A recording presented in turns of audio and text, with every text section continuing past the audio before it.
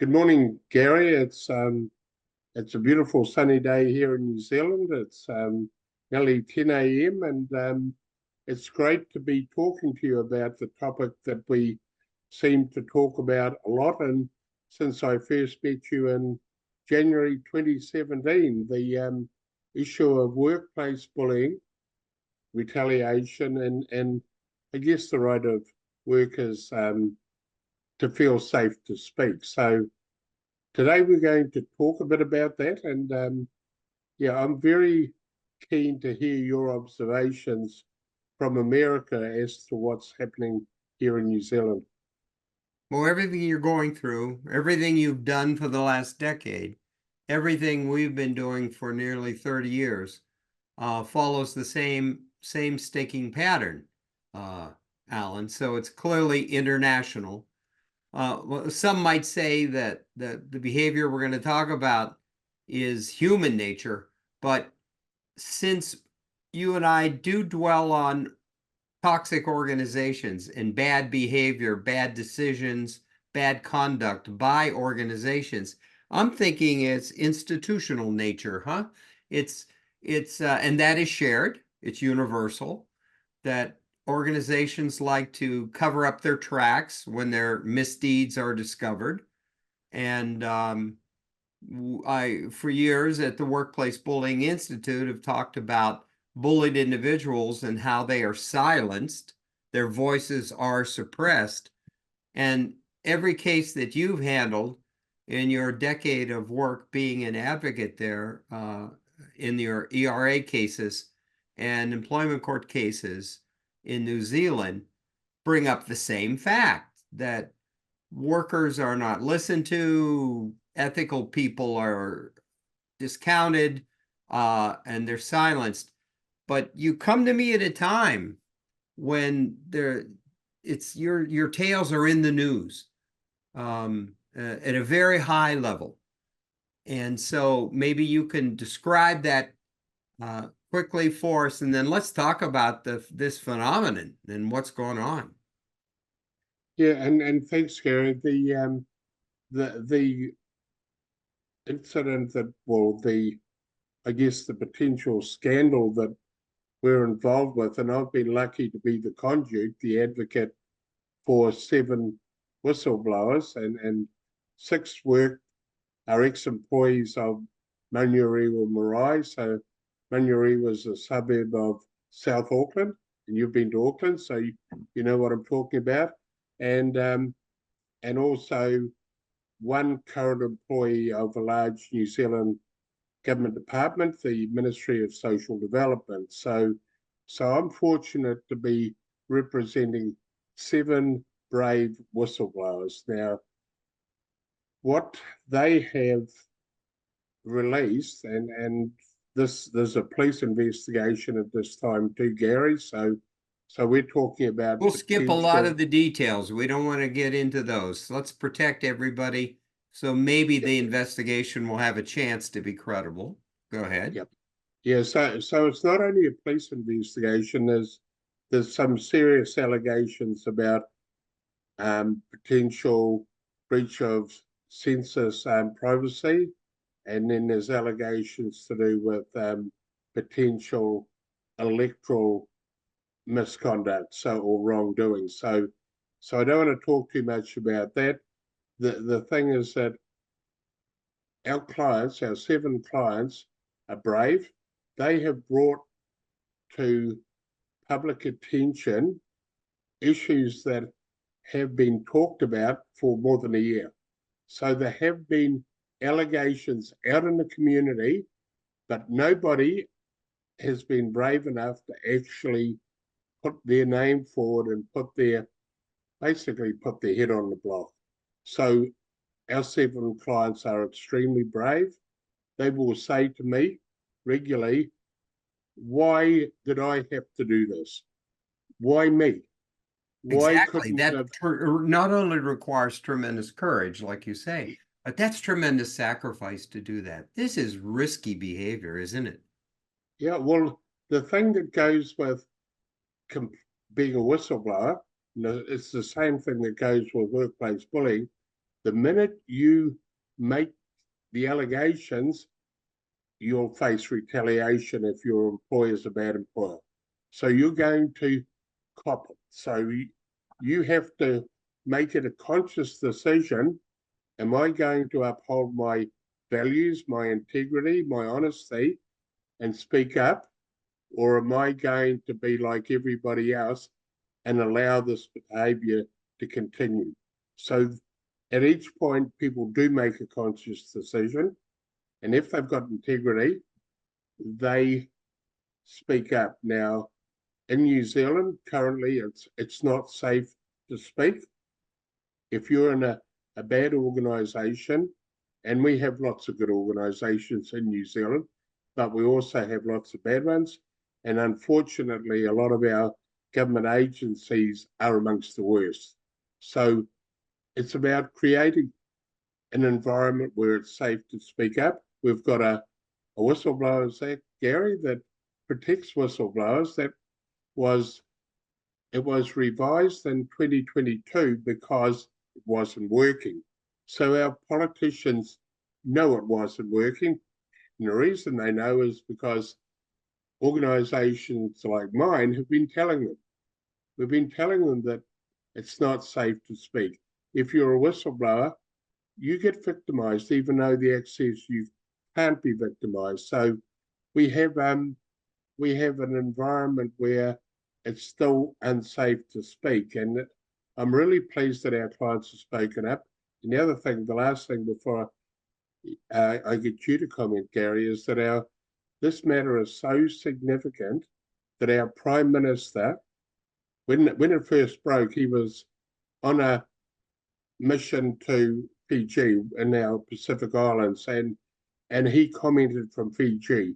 When he got back to New Zealand and been briefed, he wrote a letter directing the parent body of our public service organisations to conduct investigations into these allegations. And that investigation should also be looking at why they may not have acted when they had been provided information previously. So it's a far-reaching investigation. There's a small matter of the fact that only one agency, the Privacy Commission, has actually asked to talk to our clients to know what the allegations are. But it's a big case here in New Zealand, and it's an honour to be representing people who are speaking up. I want to talk about that representation because you've been at this for a decade. But just as our work in the field of abusive conduct in the workplace did not arrive in our family voluntarily, we didn't seek it out. It came in with a bad boss mistreating my wife. So it was with your experience with whistleblowing and retaliation. If I remember correctly, you were working with Hamilton City Council. You were on the union side. You were always a worker advocate of sorts. But there was some chicanery going on, and there was whistleblowing that started it. And you also made the courageous step then. And of course, you paid, well, people would say the ultimate price. They didn't take your life. It wasn't the ultimate price. But they took your livelihood, which is a big part of a lot of people's identity. You got sacked for doing it. So that's how you got started, if I recall correctly. And then, as you've educated me over time, and now you have 1,200 cases in your belt, under your belt, representing workers aggrieved, bullied, tormented, abused, mistreated.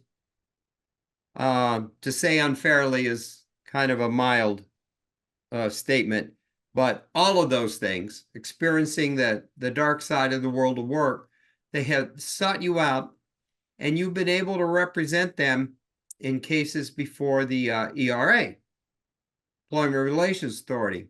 and not necessarily the right place for bullying related cases, but better for some than others. But despite those barriers, and despite my visiting New Zealand and learning firsthand about the shortcomings of the application of the Employee Relations Act and the way it's set up, there is that provision that allows people, these workers, to seek you out, even though you're a layperson. You're not a legal professional. You're not an attorney, a lawyer, barrister, or any of those things. And that has infuriated lawyers representing employers on the other side. So it's fascinating.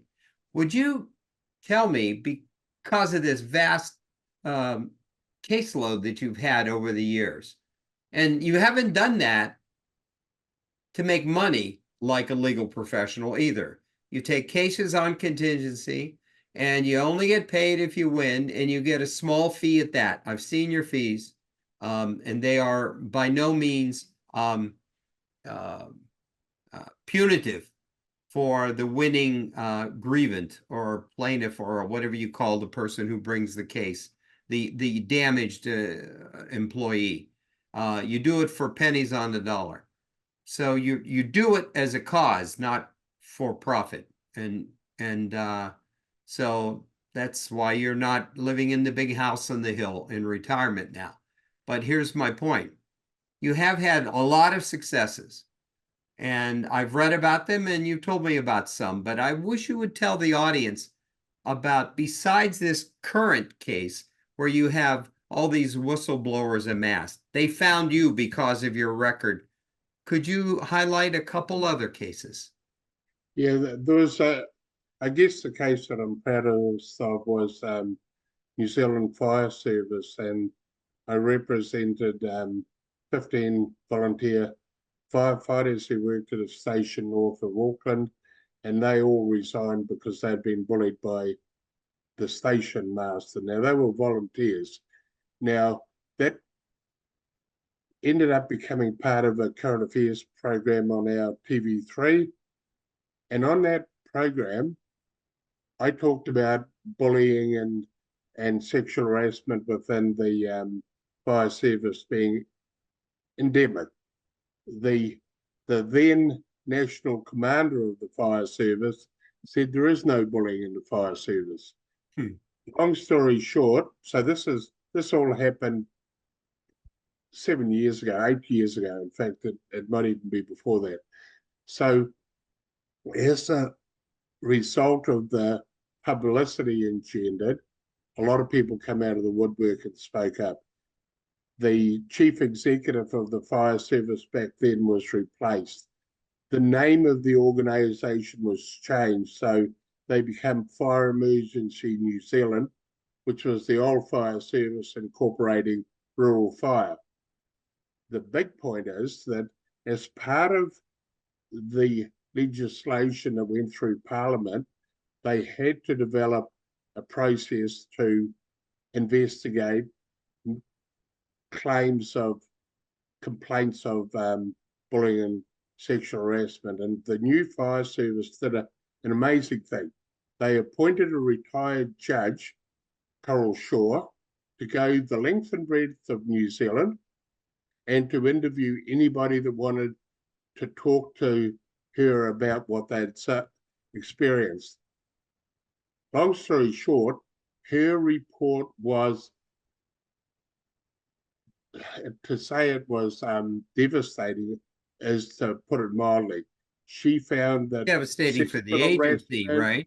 But sorry? Devastating for the agency, but confirming what you had said. Yeah, absolutely. Go ahead. And to the credit of the fire service, they didn't just rest on their laurels. They accepted the report and they undertook to deal with it and to try and make good. And again, to their credit, they've actually had the retired Judge Coral Shaw go back and revisit to see if things were improving.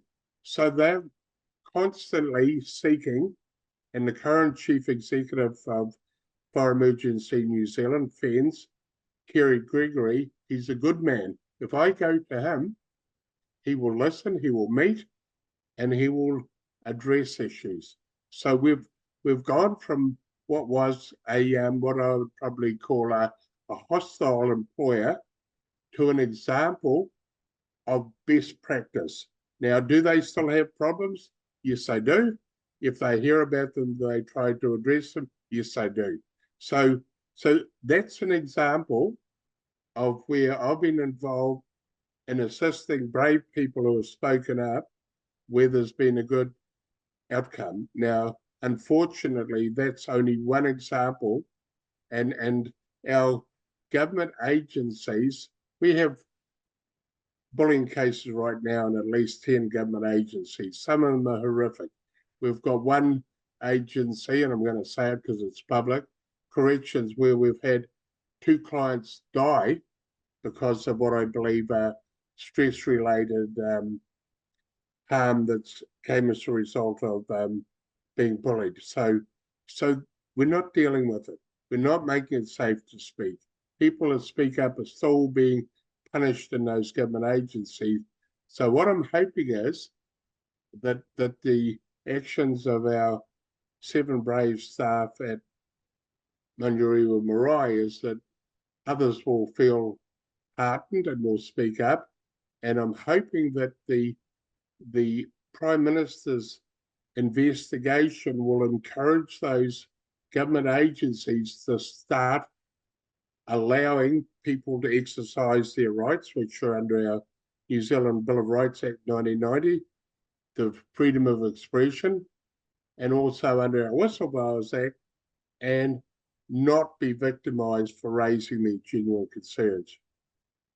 You mentioned the health harm at that, to contrast with the fire emergency agency success at corrections. And I know you've made me aware of the Health and Safety Work Act of 2015, and that also seems to give you leverage. It gives you the ability to apply pressure in cases to hold these agencies accountable because they've deliberately, knowingly created severe health harm. And that should never be a part of accepting a paycheck. It's ludicrous. It's interesting to contrast that the fire emergency success story, which illustrates 2 factors. One, that somebody was courageous enough to admit a mistake and say, we can do better. And then the placement of an executive, the person who is responsible for establishing the workplace culture, not a culture of fear where voices are suppressed and whistleblowers are retaliated against, and employees experience something called DARVO, where the organization denies, then turns around and attacks the grievant, the complainant, and then actually flips the roles around and makes the complainant, the aggrieved, afflicted employee, the alleged offender. They make them the bully. They call them the aggressor. Totally upside down world. It's called DARVO. Psychologist Jennifer Freed gave it to us. That's a culture of fear. And what I'm hearing is it takes a special kind of leader to say, no, we're not going to go that route. We know we make mistakes, but we are in the correction business too, mistake correction business, and we can do better, and we owe it to the health of our employees. I'd love to hear that CEO's attitude, expression, statement regarding employee health. I bet you he's pretty much in line with what you've had. You actually have worked with client organizations or against them on behalf of employees where there have been known suicides, correct? Absolutely. In fact, there was what we believe to be the suicide of a colleague of mine in 2013. So the year before CultureSafe started and my journey as a ERA advocate started. So I was a union member and somebody that I considered a friend committed suicide. And to this day, I believe I know what caused it. And thinking about Dr. Raymond Mays is part of what inspires me to work the hours that I do, because good people shouldn't die because of how they're treated in their workplace. And just the point about the Health and Safety of Work Act, Gary, it's very powerful. Like under Section 36, it puts on the employer a primary duty of care to all employees. It also, under Section 45, says that the employee has to take care of their own health and safety. And under Section 83, the right to refuse if they believe the workplace is unsafe. The problem that we have is that our health and safety regulator, WorkSafe New Zealand, have never prosecuted a single psychological harm case. Not one prosecution.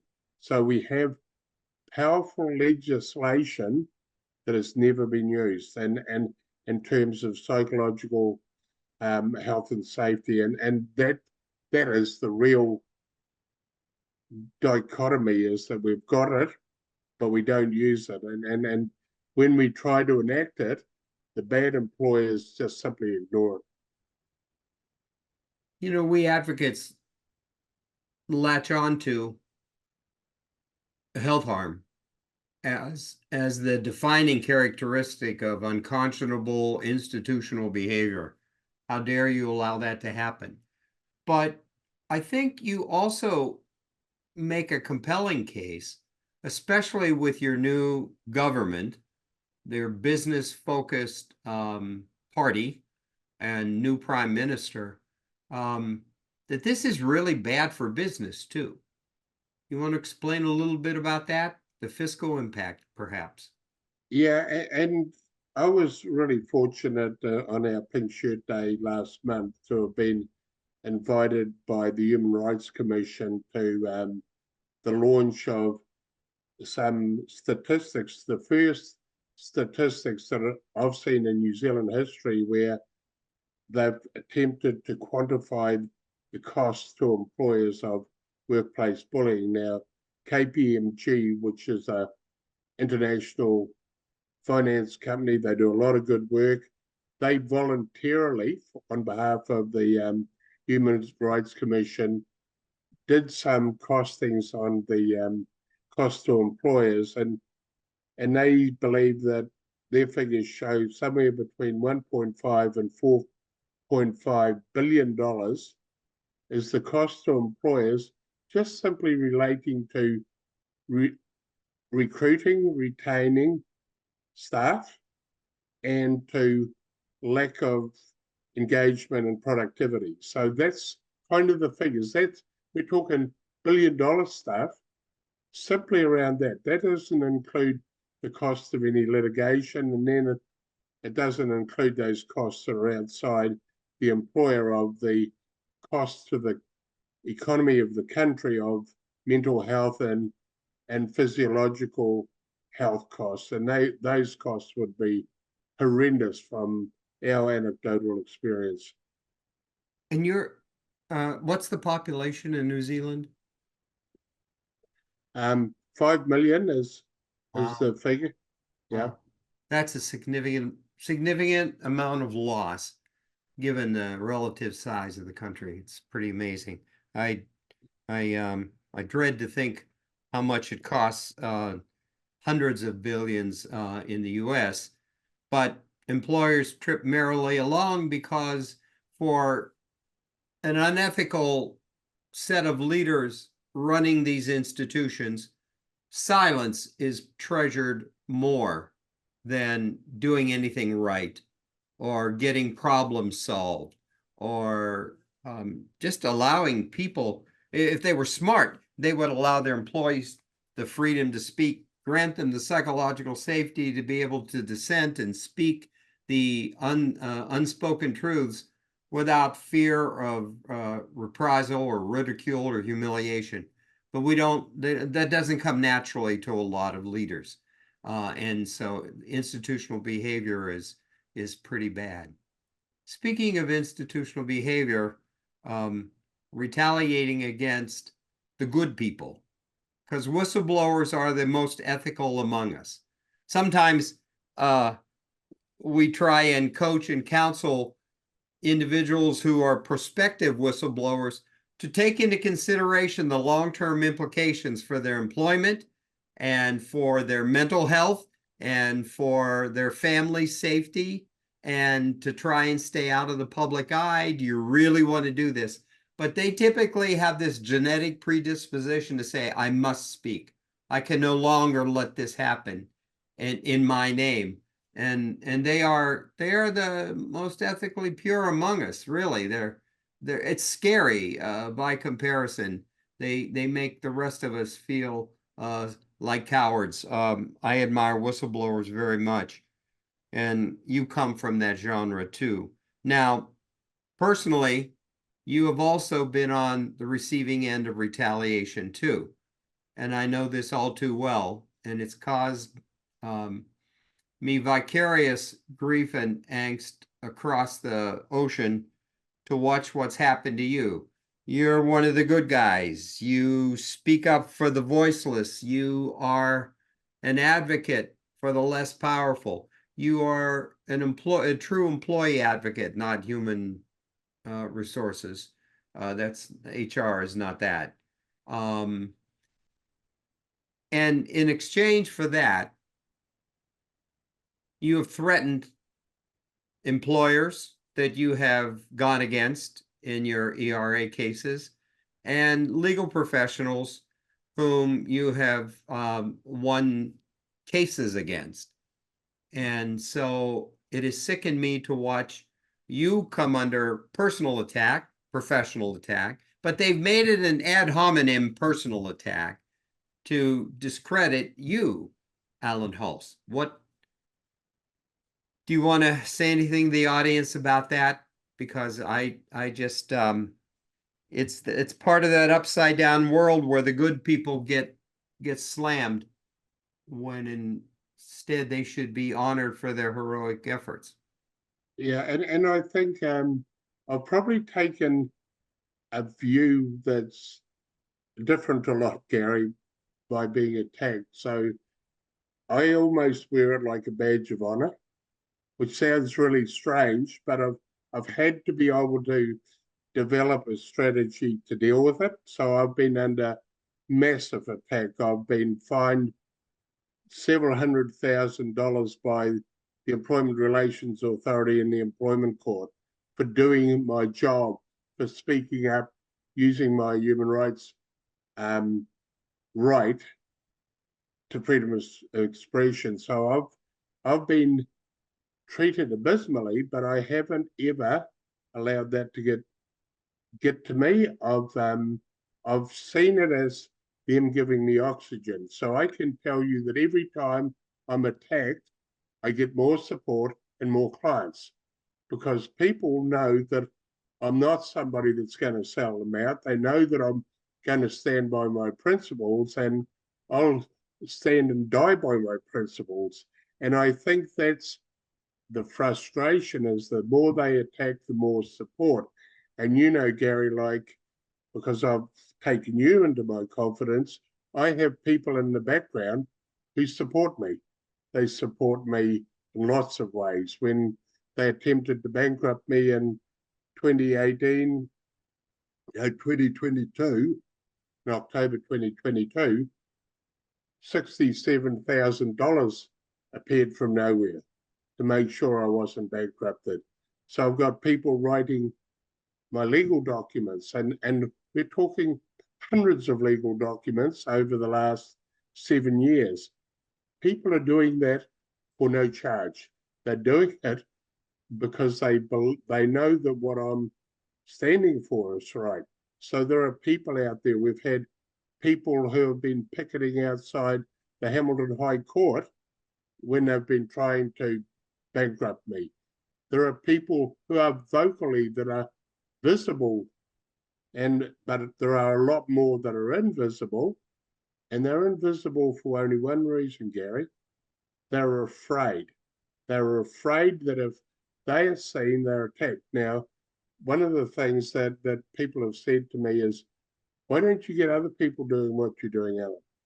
Now, my answer is always the same, and you know personally one of the people that got attacked when she was working with me, and we can't mention a name in here.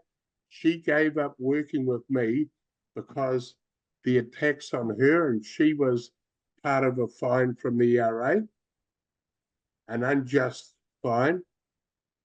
It almost killed her. It made her so unwell, she had to stop working with me. For the same reason that the Health and Safety Work Act's here, I cannot employ somebody either as an employee or as a consultant and expect them to face the harassment and the attacks that I face. Can't do it. It's not safe.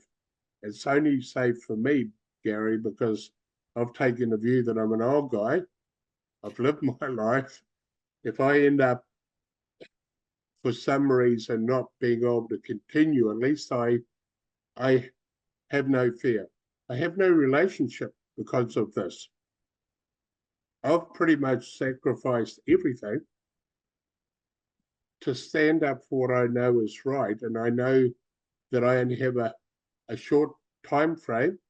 It's been a decade. It's well into its 11th year now, Gary. So I thought this would have been over and done within 1 or 2 years. I thought the minute that we got things into the public arena, and I haven't mentioned that, it wasn't in the public arena before I started. Nobody talked about it. Now everybody talks about it. What they don't do is address it. There's no penalties, true penalties for those that bully and allow the bullying to continue. But this government, even though they're not a workers' government, they will do what you say. They'll look at the fiscal side of it and say this is bad for business. Say New Zealand is really concerned at the flight out of New Zealand of our best and most talented young people. Now, I could tell you that flight out is, and you know this, it's a flight out of people who don't want to work in that environment often. Bullying is often a root cause of it.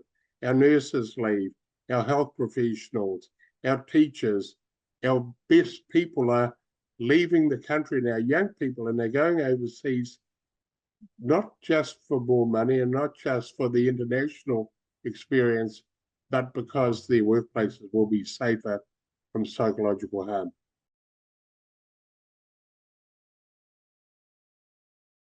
I hope that the current crop of whistleblowers in this prominent case, not your only case, but the most prominent case now, appreciate your background and your commitment and your sacrifice, what you've done. This is not a job. This is not work. As if you were a retained legal expert who will say most anything for any client for an exorbitant fee. I think the legal professionals have a lot of dirt on their hands in New Zealand for how they've treated you over the years. It's primarily because of envy and jealousy, actually. You know, maybe some of them should become employee advocates a little more and do it for less money, and that would feed their soul, because this work on behalf of aggrieved workers, which is also my life's work, does feed your soul. And we can go to our graves with our minds clear that we didn't betray anybody, and we didn't let the institutions, we didn't support any institutional lying or deceit or anything else. My great hope is actually that this new prime minister, in calling for a credible investigation of the situation over this census, could actually become your ally by realizing the value you bring to all of the New Zealand economy and New Zealand government. Yes, you've been a thorn in their side through ERA cases, but that's only because you've helped expose the misconduct. You've always said I'm more than willing to help you do it right. Ask me. I know the obverse of the bad stuff. So I know how to help you do it right. Maybe they'll develop an interest. Maybe they'll become like New Zealand fire emergency, the other way around, right? FENS, Fire Emergency New Zealand, because I laud them. It's good that you have a good model there in place. It doesn't have to be the way that these current institutions have just reflexively retaliated against their whistleblowers who are doing nothing more than telling the truth. We naively believe that truth will prevail, but it's really hard to make truth prevail, and it takes advocates like you and your work at Culture Shift to make this happen. Thanks for bringing me in for right now to comment on current affairs, Allan. You have my continued support, and I wish you luck there with the government agencies and the Prime Minister. Thanks, Gary. It's really appreciated, and it's always good to get a international perspective on what's going on, because while I'm sitting here, we're kind of in a vacuum. But the work that I see you do and others like Linda Crockett up in Canada, that sort of work inspires. It keeps me going as well. So thank you for your support. It's appreciated. Good luck. We'll talk to you soon. Keep me apprised. Will do.